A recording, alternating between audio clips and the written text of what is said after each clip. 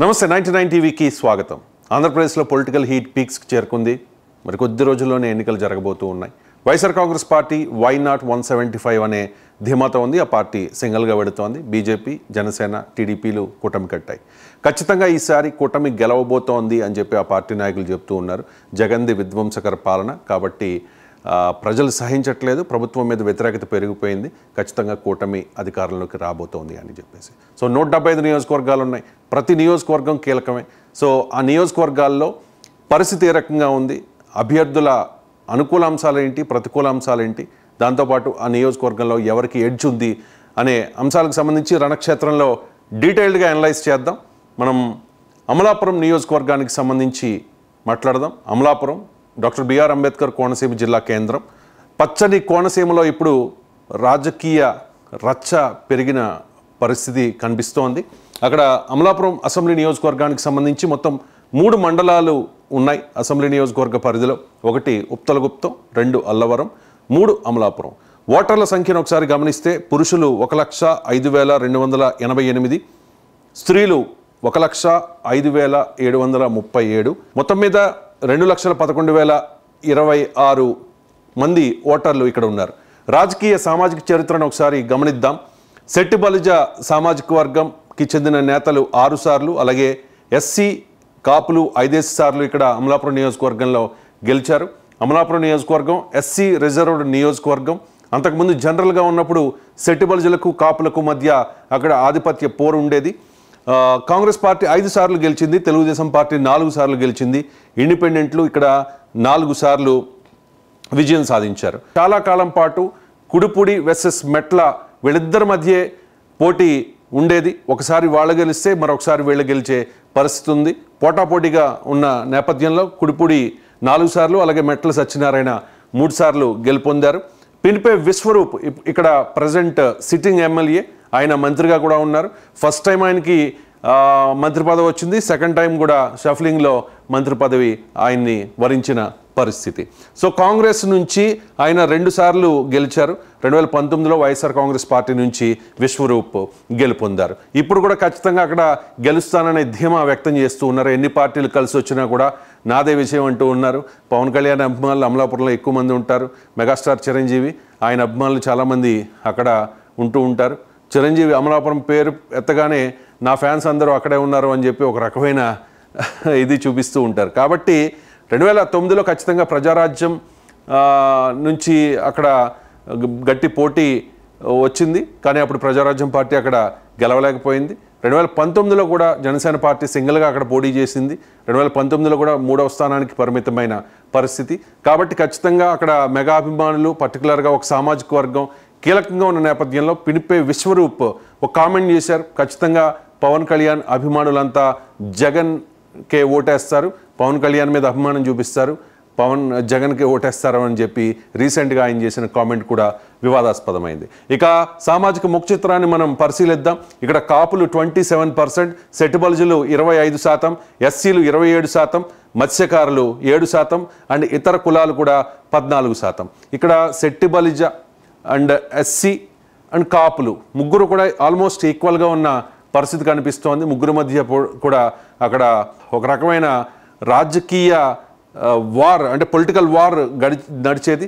కానీ ఆ తర్వాత జరిగిన కొన్ని పరిణామాల నేపథ్యంలో ఇప్పుడు అవన్నీ కామ్ అయిపోయిన పరిస్థితి. అక్కడ శెట్టి బలిజ, కాపు, ఎస్సీ 3 సామాజిక వర్గాల మధ్య కూడా ఆధిపత్య పోరు ఒకనొక టైంలో చాలా ఎక్కువగా ఉండే పరిస్థితి ఉండేది. రీసెంట్గా మనం చూసాం కోనసీమ అల్లర్ల నేపథ్యంలో అమలాపురంలో జరిగిన గొడవ, అక్కడ జరిగిన ఘర్షణ, పినిపే విశ్వరూప్ ఇంటి మీద దాడి చేశారు. అలాగే పొన్నాడు సతీష్ కుమార్ ముమ్మడివరం ఎమ్మెల్యే, ఆయన ఇంటి మీద కూడా దాడి చేసిన పరిస్థితి.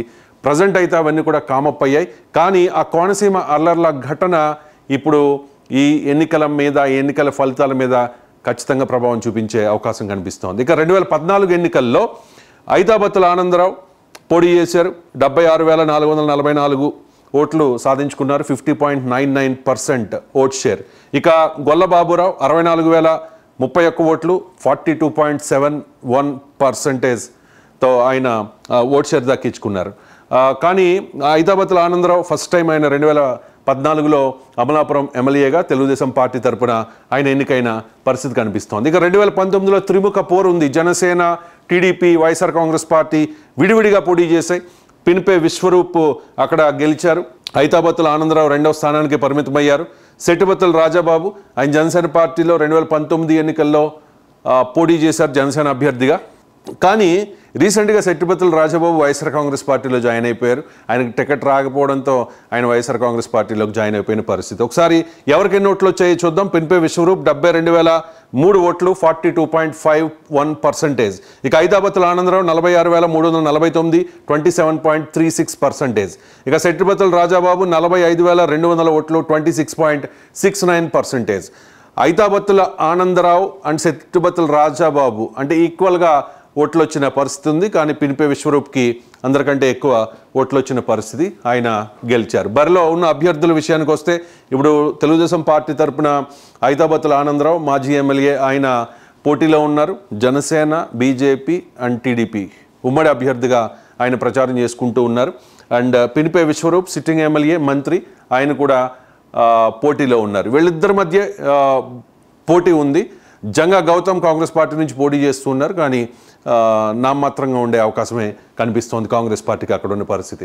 ఇక వైఎస్ఆర్ కాంగ్రెస్ అభ్యర్థి పినిపే విశ్వరూప్ 2 ఓటముల తర్వాత అంటే 2004, 2009 ఎన్నికల్లో గెలిచి 3 ముఖ్యమంత్రుల దగ్గర మంత్రి అయ్యారు. ఆయన 2 సార్లు ఓడిపోయారు. తర్వాత 2004లో వైఎస్ఆర్ హయాంలో ఆయన మంత్రి అయ్యారు. అలాగే 2009లో కూడా ఆయన మంత్రి అయ్యారు. 3 ముఖ్యమంత్రుల దగ్గర ఆయన పనిచేశారు.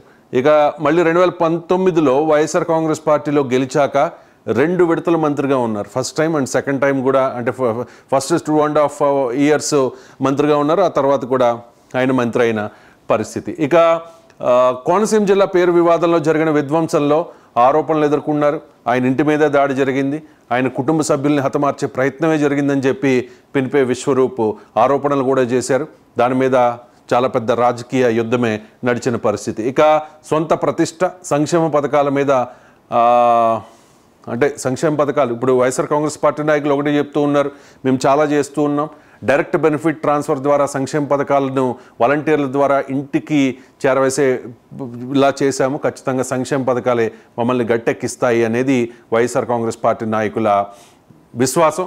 కాబట్టి పినిపే విశ్వరూప్ కూడా ఎన్నికల ప్రచారంలో అదే చెప్తూ ఉన్నారు. ఇక తెలుగుదేశం అభ్యర్థి ఆయన చాలా కాన్ఫిడెంట్గా ఉన్నారు. జనసేన బలం, అమలాపురంలో జనసేన చాలా బలంగా ఉంది. సెట్టిబత్తుల రాజాబాబు ఆయన వైఎస్ఆర్ కాంగ్రెస్ పార్టీలోకి వెళ్ళిపోయినా కూడా క్యాడర్ అంతా జనసేన క్యాడర్ అంతా కూడా ఇప్పుడు ఆనందరావు వెనకే ఉండి ప్రచారంలో చాలా యాక్టివ్గా పాల్గొంటూ ఉన్నారు.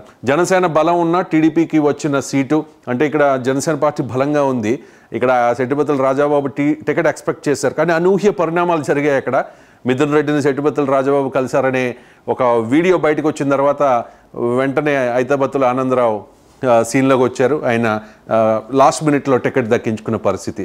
ఐతాబత్తుల ఆనందరావు చాలా చాలా డౌన్ టు ఎర్త్ పర్సన్. ఆయన పెద్దగా ఆస్పాసులు లేవనే చెప్తారు, చాలా సింపుల్గా ఉంటారు. ఆయనకి సొంత ఇల్లు కూడా లేదు అమలాపురంలో. ధనబలం తక్కువ ఉండడం ఆయనకి మైనస్ పాయింట్. ఎన్నికలు అన్నాక తెలుసు కదా, ఖచ్చితంగా కుల ప్రస్తావన నేను రాజకీయం, ధన ప్రవాహం నేను రాజకీయం మనకి ఆంధ్రప్రదేశ్లో కుదరదు. కాబట్టి ఖచ్చితంగా ధనం అంటే ఆర్థికంగా ఆయన బలవంతుడు కాదు, కానీ కొంతమంది ఆయన వెంట నడుస్తూ ఉన్నారు, వాళ్ళే సపోర్ట్ చేస్తూ ఉన్నారు. కానీ ఇప్పుడు ఆల్రెడీ మంత్రిగా ఉండి ఇన్నిసార్లు ఎమ్మెల్యేగా పనిచేసిన పినిపే విశ్వరూప్ను ఎదుర్కోగలుగుతారా అనేదే ఒక విషయం. అదే ఆయనకి ఐతాబత్తుల ఆనందరావుకి మైనస్గా కనిపిస్తోంది. ఇక జనసేన సహకారం మీద ఎక్కువగా ఆధారపడాల్సి ఉంటుంది. జనసేన 2019 ఎన్నికల్లో జనసేన పార్టీ పోటీలో లేకపోతే జనసేన టీడీపీ కలిసిన అప్పుడు ఆనందరావు క్యాండిడేట్ అయితే ఖచ్చితంగా ఆయనే గెలిచేవారు. ఎందుకంటే ఇద్దరికే కలిసి విశ్వరూప్ కంటే ఎక్కువ ఓట్లు వచ్చాయి కాబట్టి జనసేన మీద ఎక్కువగా ఆధారపడాల్సి వస్తోంది. వైసీపీ అభ్యర్థికి ఒక మోస్తరు పోటీ ఇవ్వగలుగుతారు అనే ప్రచారం అయితే జరుగుతోంది. పెద్దగా పోటీ ఇవ్వలేరు అని చెప్పి. నెక్స్ట్ ఇక ప్రధాన అంశాలు చూద్దాం మనం. పినిపే విశ్వరూప్కు కోనసీమ అల్లర్ల వ్యవహారం ఒక తలనొప్పిగా మారిన పరిస్థితి. వాసంశెట్టి సుభాష్ సెట్టిబల్జీ సామాజిక వర్గంలో చాలా కీలకమైన యువ నాయకుడు. ఆయన నిన్న మొన్నటి వరకు కూడా విశ్వరూప్తో ఉన్నారు వైఎస్ఆర్ కాంగ్రెస్ పార్టీలో. సో ఈ కోనసీమ అల్లర్ల వ్యవహారంలో సుభాష్ని ఉద్దేశపూర్వకంగా ఇబ్బంది పెట్టారనే ఒక ఉద్దేశంతో ఆయన బయటికి వెళ్ళిపోయారు. తెలుగుదేశం పార్టీలో ఆయన జాయిన్ అయిపోయారు. ఆయన రామచంద్రపురం తెలుగుదేశం పార్టీ అభ్యర్థిగా కూడా పోటీ చేస్తున్న పరిస్థితి. సో వాసంశెట్టి సుభాష్ చాలా బలమైన నాయకుడు అమలాపురంలో సెట్టిపల్లి సామాజిక వర్గానికి సంబంధించి. అటువంటి నాయకుడిని ఉంచుకోకపోవడం అంటే ఆయన సుభాష్ విభేదించడం అనేది విశ్వరూప్కి మైనస్గా మారింది.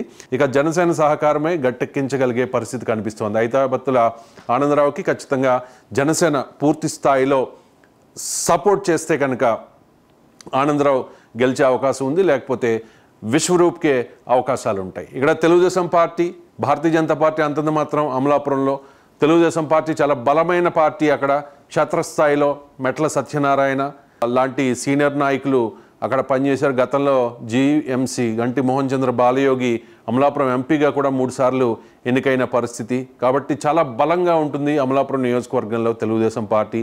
కానీ అలాంటి బలమైన పార్టీని 2019లో వైఎస్ఆర్ కాంగ్రెస్ పార్టీ అక్కడ 2 చోట్ల కూడా అంటే పార్లమెంట్ స్థానంలోనూ అలాగే అసెంబ్లీ స్థానంలో కూడా ఓడించిన పరిస్థితి. కాబట్టి ప్రభుత్వ వ్యతిరేకతే మాకు అవకాశం ఇస్తుంది. ఈసారి జనసేన సహకారంతో ఖచ్చితంగా తెలుగుదేశం పార్టీ గెలుస్తుంది అనేది ఆ పార్టీ నాయకుల ధీమా. జనసేన కేడర్ సంపూర్ణంగా సహకారం అందిస్తే ఐతాబత్తుల ఆనందరావు గెలుస్తారు.